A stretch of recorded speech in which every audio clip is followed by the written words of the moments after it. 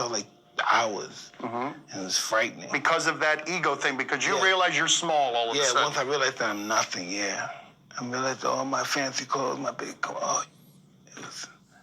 Can you explain to me why it makes you emotional just talking about it? Because I imagine the reason it makes you emotional is because for 4 decades you've been trying to find happy, man. Well, you know, when you think you know everything and then you realize you don't know anything, that's a big awakening. You can call it growth or you can call it divine intervention. You do realize you're talking about the toad like someone would talk about God, right?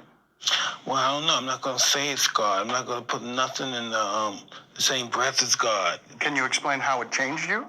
It was just the death of your ego. Now when your ego died, I felt so naked and afraid at that particular time because that's all I really had when you really think about it was my ego. Addicted to alcohol, cigarettes, food, even sex. What about painkillers? Researchers and some addicts are now turning their eyes to an illegal substance for help. Researchers in Britain have found that psychedelic drugs can create a higher level of consciousness. Why some psychiatrists and researchers are giving psychedelic drugs a second look. This stuff is all too interesting just to go on keeping it swept under the rug. And meanwhile, the Inquisition was a long time ago. Rationalism was a long time ago. At this point, there's no good reason, apart from bad habit, to keep up these barriers. With the help of 2 concepts that are traditionally opposed, science and spirituality, we humbly reintroduce psychedelics back into the cultural dialogue. As bizarre as it may sound. Now, could this be a blindness miracle? If anything, it just reminded me of my own fragility of my own consciousness and my own perceptions, and that there's another world right over there that is existing in a parallel way with my own world. So it does seem to be that way, and you know, we could try and shy away from saying it, but it seems evident that it's something along those lines. Yeah. It blows my mind sometimes thinking about this because the old me would have never been able to rationalize that. It was just like, okay, let's just forget that happened. That was weird, or you're mentally ill or something. You know, that's what you're trained to think. You know, if you're having these experiences, your brain isn't working, or it's doing something weird, or, you know, for a neuroscientist's point of view, you know, well, that's just this neuron overfiring and releasing too much glutamate, and, you know, it's all a chemical response. But the fact that my body took a chemical and decided to give me a feeling of comfort in spirituality and sort of went that way with it was nice. I've also been a fervent proponent of the psychedelic dimethyltryptamine, or DMT. I can tell you about my positive experiences that I've had with a lot of different things in life. Natural psychedelic experiences like the use of an isolation tank. And me personally, I've gotten great benefit out of certain psychedelics because I think they dissolve ego, and I think they offer you a view of the world that may not be possible without it. A lot of plants. There's many plants that contain DMT in it, including the human mind. The human mind produces it. The body produces it. It's produced in your liver. It's produced in your lungs. And they've even shown recently in tests with live rats that they are actually producing the pineal gland itself is actually producing dimethyltryptamine, and that is what they've always thought of as the third eye. The pineal gland is this thing that sits right in the middle of your head and literally is your third eye. And certain reptiles, it actually has a retina and a lens. The project, led by David Luke at the University of Greenwich, will focus on dimethyltryptamine, the most psychedelic drug in the world. Luke hopes that this project will help shed light on whether or not the powerful substances can offer a cure. And it's thought that in certain states of consciousness, people can have experiences of mental imagery, perhaps even if they are congenitally blind. Now, it's difficult to imagine a society more different from the society of ancient Egypt than our society today. We hate visionary states in this society. In our society, if we want to insult somebody, we call them a dreamer. In ancient societies, that was praise. And we have erected huge apparatuses of armed bureaucracies who will invade our privacy, who will break down our doors, who will arrest us, who will send us to prison, sometimes for years. for possessing even small quantities of psilocybin or substances like DMT, whether in its smokable form or in the ayahuasca brew. And yet, ironically, DMT is, we now know, a natural brain hormone. We all have it in our bodies, and it's just that its function remains unknown for lack of research. Researchers across the nation are tuning in and turning on to psychedelics a few generations after psychologist Timothy Leary unintentionally stigmatized them. In the 1960s, Leary conducted a series of valid experiments with LSD and psilocybin. But as he devolved into an infamous psychedelic poster boy, the drugs escaped the lab. The natural state of the brain is chaos. In 1970, the federal government made the drugs illegal, in the same category as heroin. The mainstream medical community tapped out, even though there was a lot of data suggesting the drugs might help people with certain mental illnesses. I was fascinated that how could this have been such a big part of psychiatry and that I never heard about it, completely buried in my training. And that just made me really curious to look further into it. Why do you think that our body produces it?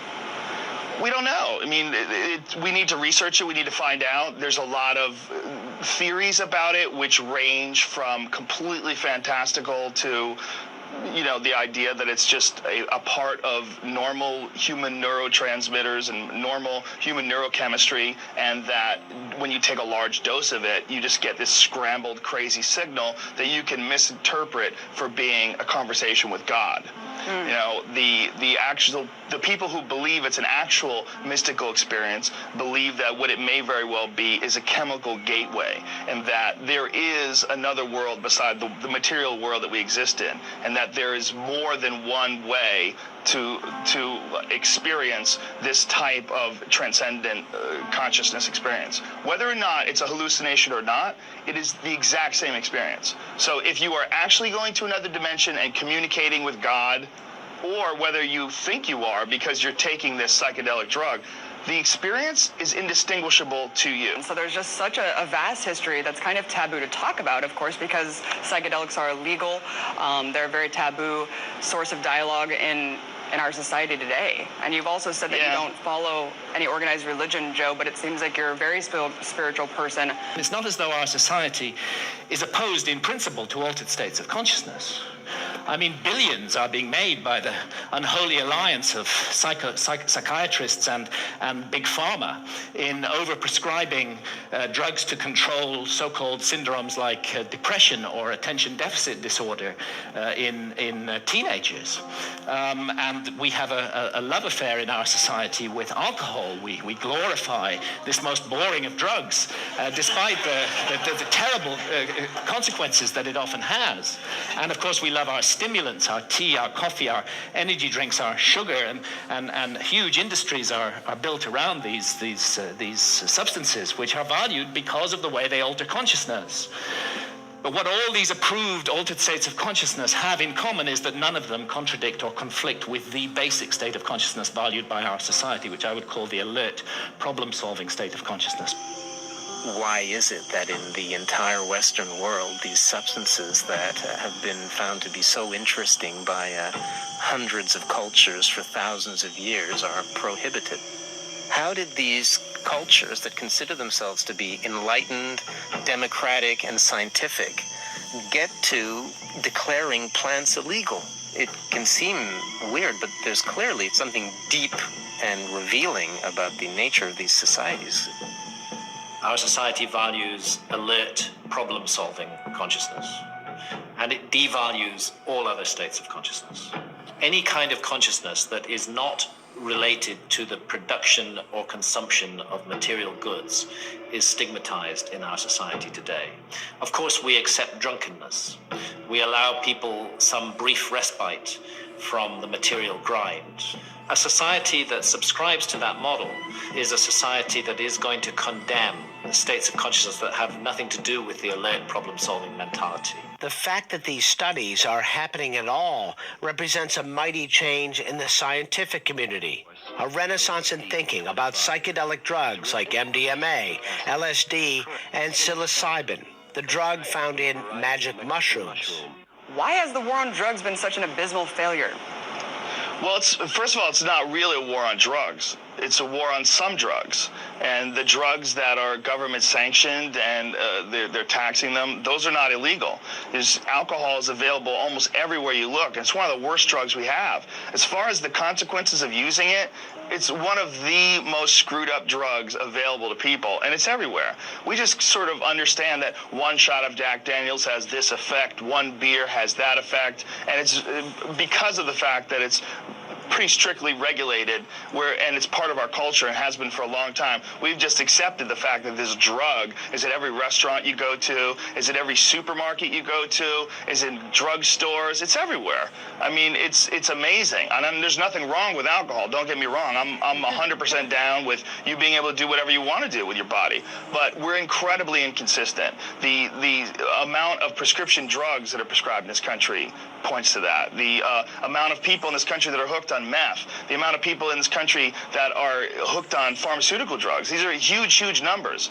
And then there's drugs like marijuana, which literally hurt almost no one. But I think everybody realizes that the promise of a society over monopolistically based upon this state of consciousness has proved hollow, and that this model is no longer working, that it's broken in every possible sense that a model can be broken, and that urgently we need to find something to replace it. The vast problems of global pollution that have resulted from the single-minded pursuit of profit, the horrors of nuclear proliferation, the specter of hunger, that millions every night go to bed starving, that we can't even solve this problem despite our alert problem-solving state of consciousness. And look what's happening in the Amazon, the lungs of our planet, this precious home of biodiversity. The old-growth rainforest being cut down and replaced with soybean farms so we can feed cattle, so that we can all eat hamburgers. Only a truly insane global state of consciousness could allow such an abomination to occur. We can spend countless billions on warfare, on hatred, on fear, on suspicion, on division, but we can't get together the collective effort to save the lungs of our planet. And this is perhaps why shamans from the Amazon are now mounting a kind of reverse missionary activity. When I've asked shamans about the sickness of the West, they say it's quite simple. You guys have severed your connection with spirit. Unless you reconnect with spirit and do so soon, you're going to bring the whole house of cards down around your heads and ours. Dimethyltryptamine, also known as DMT, and the spirit molecule. Yeah, that's often a nickname it's been associated with. The spirit molecule, That's right? Indeed, Okay. with people who have had kind of first-hand experience between these various different psychedelics, that there is a huge overlap, and many people report just having the exact same experiences with either of these psychedelics. And DMT is the active component in ayahuasca. And it is an interesting thing to, when you consider this is a banned substance, I think it's kind of, in America it's Schedule 1, which the definition of is, well, one of the conditions of making it a Schedule 1 is it has to have no therapeutic use whatsoever. And I think as we've seen through the testimonials of other people, and with a lot of scientific research that's coming out now, it's that's not the case. And it seems the most ridiculous thing to me to say. Backwards.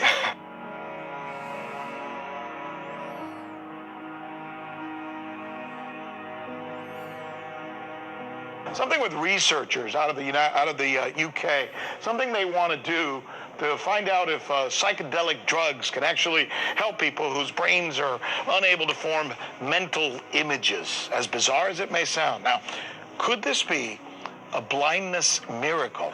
When he took the drug, he told researchers, quote, "I never had any visual images come to me. I can't see or imagine what light or dark might look like. During my psychedelic experiences, whenever I listened to music, I felt as if I were immersed in the most beautiful waterfall ever." It was like just an oddly emotional feeling. It was very abstract.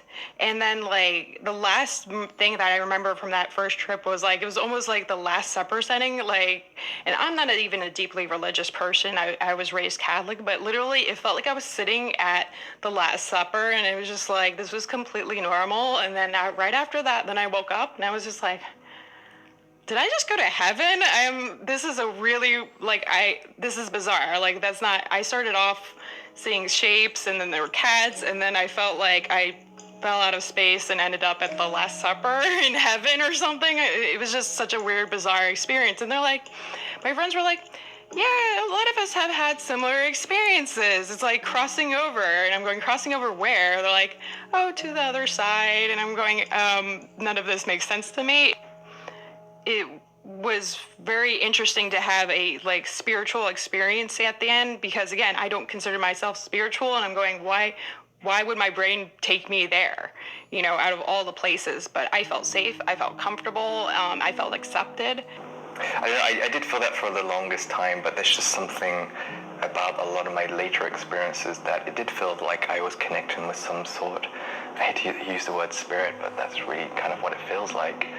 There was a sense around it that there was something special, that it wasn't like anything else. There wasn't like other psychedelics. Its intensity and speed was such that it really produced a different kind of response. I mean, I remember almost getting the sense that it was kind of like a psychedelic bungee jump, that there was a kind of raw leap into this rapidly changing environment that was very different than the more gradual approaches of other psychedelics. And I've also been interested in kind of tapping into these states more without the use of any kind of psychedelic, because I do think it is more a window into these states of awareness, but it's not an actual doorway. I think it puts you into a certain alignment that allows you to be in the state of mind. But if you're constantly relying on something else to get you into that, then you never really learn how to walk yourself. Yeah, so you're saying it's a window, not a doorway. One of the things, besides what it does, one of the things about DMT that always fascinated me was the fact that it's such a simple molecule. It's everywhere. So all organisms have tryptophan. And all organisms have the two key enzymes that lead to the synthesis of DMT. And these enzymes are very ancient enzymes. They're all over the place. They're, again, part of basic metabolism. So theoretically, anything could synthesize DMT. DMT is astonishingly widely available in plants and animals all around the world, but so far nobody really knows why it's there or what its function is. That's a $64 billion question. Is why is DMT in our bodies? Why is it in plants and all sorts of mammals? And what is the role it plays in humans? The conventional wisdom 30, 40 years ago was that these things had no real function. They were just sort of physiological noise, but that's a very naive understanding. And what we now understand is that these secondary compounds are, in a sense, the language of plants. Why is it that human beings' central nervous system are wired to receive this experience? Must be that there's important information to be learned. So I don't think it's universally present in nature by accident. I ask that you suspend any opinions, either negative or positive, about these compounds. Whatever you believe their value to be, they continue to have profound effects wherever we find their use, whether it's contemporary Western culture or in the Amazon rainforest. And so, I mean, what I tapped into with the DMT, and it's again this exact same realm that I keep tapping into time after time with experiences with the ayahuasca. And I felt myself, and I've had a lot of other people report to me as well when they go through this themselves, there's this huge sense of familiarity to this place that you tap into. It feels like you're tapping into the very core of yourself. And the type of aesthetic design of this place was a kind of multicolored cathedral of some sort, kind of castle-like. And I remember kind of being in the presence of some other being who was kind of leading me through this space. So it was kind of welcoming me back almost. And kind of what I felt with this space, what I feel like I've tapped into with this, and how I've gone through many experiences with the ayahuasca, is that you're tapping into a kind of part of a more soulful part of yourself, I've gone through experiences with the ayahuasca, and it feels like the experience of life on Earth is that people have this multi-dimensional existence, I call it. It's just ideas I'm playing with right now, but you get this huge sense that you are present beyond this veil that is kind of lifted temporarily with the psychedelic. And it's almost as if you're a soul having the experience of a physical body. I know many other people have had that same type of feeling with it. And there's some soul there. There's something beyond the physical. Yeah, there is this sensation that the consciousness you have is something more than just the body. Okay. And I could feel that. I could feel this very strong presence of this kind of very force of life, the very force of existence that was living through me. And so you say you originally sought out the DMT to help deal with childhood trauma. I think we've really lost our ways to purge this trauma in Western society. We've lost a lot of the ancient traditions and ancient medicines that allowed people to do so. And instead we're being given medicines that are more of a Band-Aid on a bullet wound. They don't actually get to the core to treat that trauma. And it made me want to go try it again at some other point. Wow. No, it was insane. And all this happened over like 6 minutes, but it felt like, to me, it felt like this was like maybe 2 or 3 hours. And it was just like, oh no, you were just in there for 6 minutes. And I'd like you to explain this to me, the toad. I'd like you to explain the toad to me. Do you understand the toad? Is it like ayahuasca? No, it takes you to another level. Ayahuasca is nothing compared to this. Is it called DMT? Yes.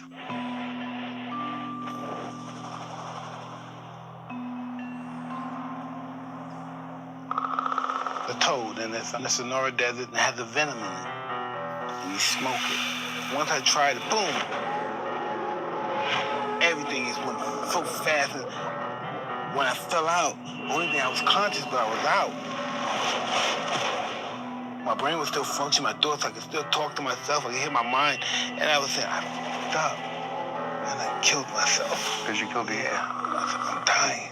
It was just really mind-blowing. Spiritual in nature, though, right? Like you're just... Yeah, really, my whole life totally changed. It sounds like a movie script, but it's really the real deal. At that moment, you're talking about like you come to and you are altered. You are altered and it stayed. I don't know. I wake up, I'm happy, I'm laughing, I'm smiling, I think, what the Really? happened? Yeah. Really? I had no idea. So sex, cocaine, championship belt, those weren't happiness? Nothing, no. It lasts forever, but it was only 15 minutes. But it felt like hours. And it was frightening. Because of that ego thing, because you realize you're small all of a sudden. Yeah, once I realized that I'm nothing, And how it changed you? It was just the death of your ego. Now when your ego died, I felt so naked and afraid at that particular time because that's all I really had when you really think about it was my ego. That's interesting because your ego served you too, or in some of the ways other people would measure success. Oh, no doubt, 100%. It made me that guy that I really wasn't interested in as I got older, but that made me a very special and famous person.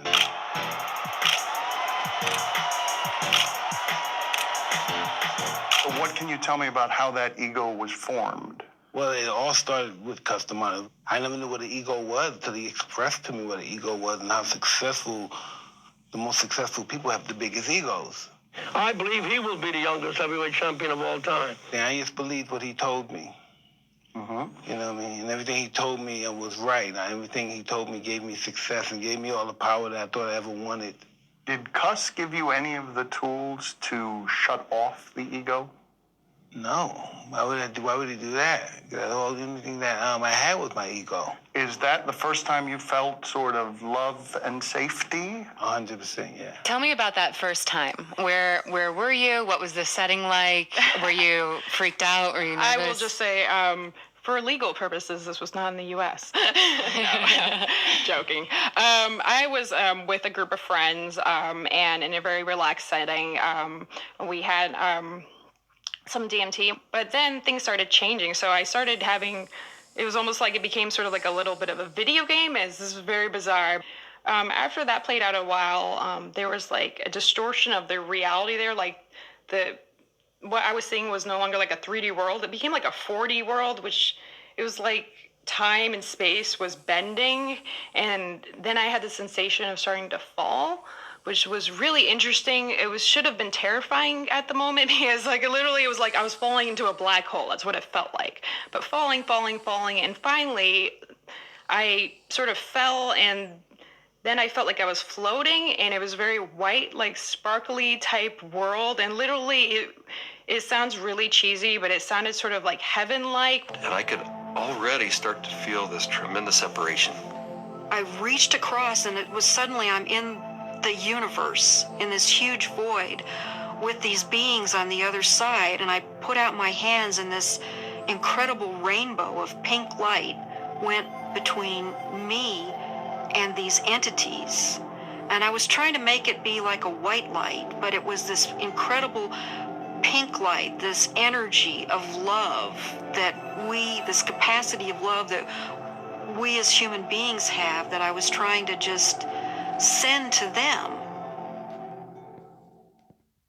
How did DMT help you deal with your childhood trauma? I've even had trips where I felt like I was lifted up, and it's very odd to describe this, but it feels like there's these tall people that are standing up like almost over the earth and looking down on us, and like they're whatever their gods or whatever that they are, but they have like a big eye. And I've had one trip where literally I felt like I was looking through their eye at the world below, and like I was a caretaker. I cared about the beings below. Like all those beings were all like encircled around like the earth and like touching each other and like infusing their energy in the earth. And I just felt that power and that love and that compassion, and I just felt like I needed to bring that love and compassion of everyone back into the world with me.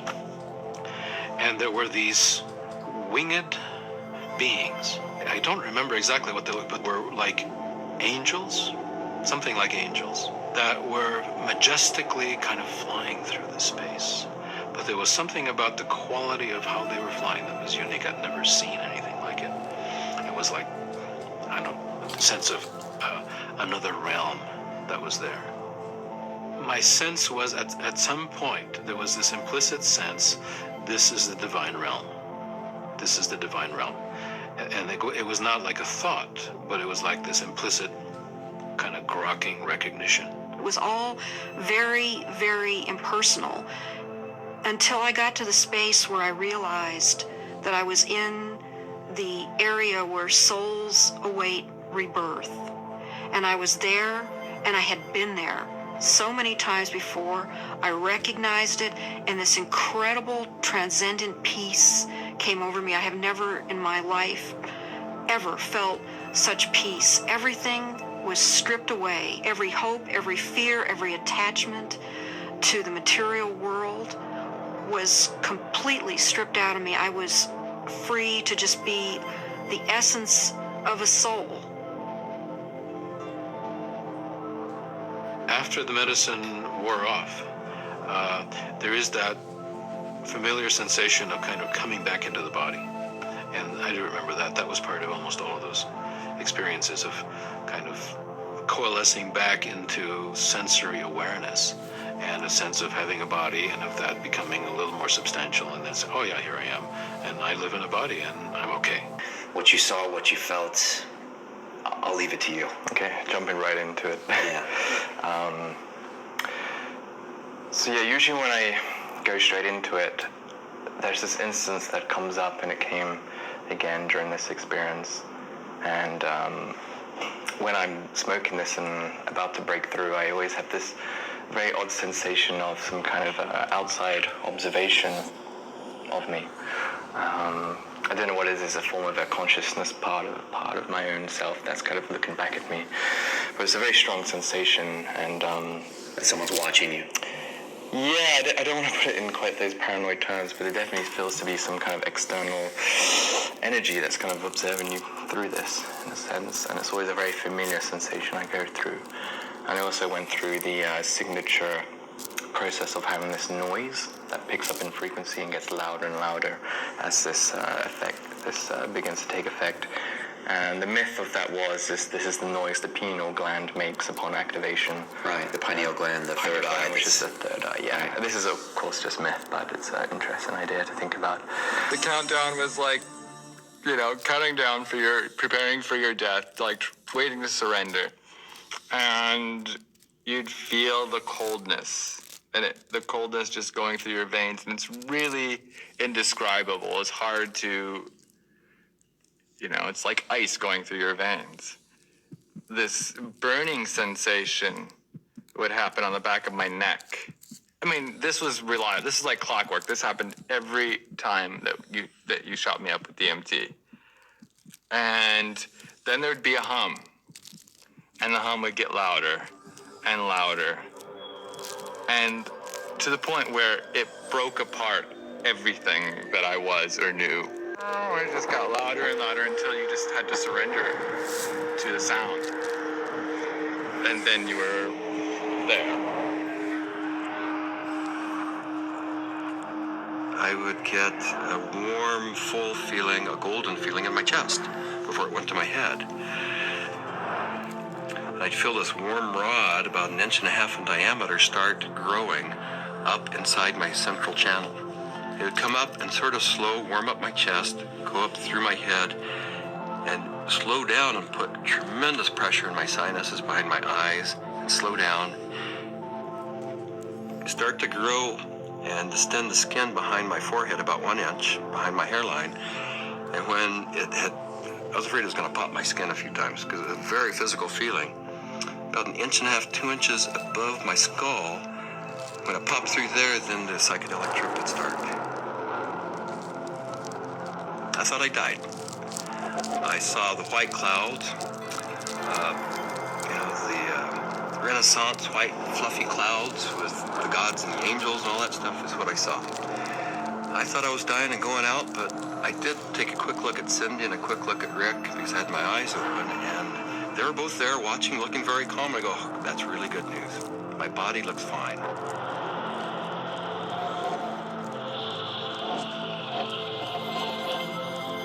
So I didn't know whether it was my birth I was re-experiencing, my death which was yet to come, because I know that time crumbles. The linearity of time is totally meaningless in these states.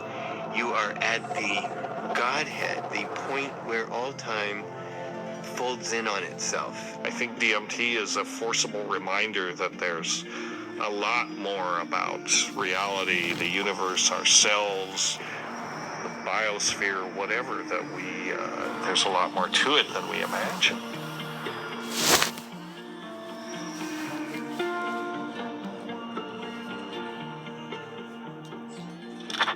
It seems our reality is not the only reality. Occasionally the cracks reveal themselves and may even want to be discovered. Let's go rather to the ancient Egyptians who put their best minds to work for 3,000 years on the problem of death and on the problem of how we should live our lives to prepare for what we will confront after death. And the ancient Egyptians expressed their ideas in transcendent art, which still touches us emotionally today, and they came to certain very specific conclusions that the soul does survive death and that we will be held accountable for every thought, every action, every deed that we have lived through in our lives. So we better take this precious opportunity to be born in a human body seriously and make the most of it. And in these inquiries into the mystery of death, the ancient Egyptians weren't just exercising their imaginations.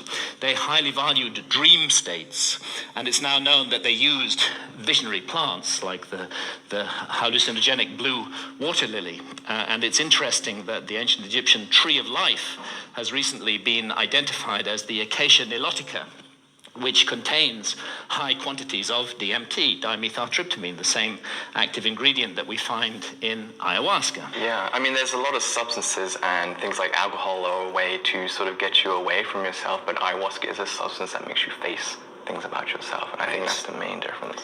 Right, it's like they said that certain drugs help you tune out, and then the ayahuasca makes you tune in maybe to a way that you're just not ready for. And it can be very overwhelming for people. Yeah, as I said, it's like putting a mirror up to your soul, and you get to see how you've been treating the rest of the world, and usually it's not good news. Yeah. That's the way I kind of describe it. Part of our work is to respect these medicines, and then to change the culture enough that people doing them can be respected and held, and not everybody needs to do them. Not everybody should or wants to, But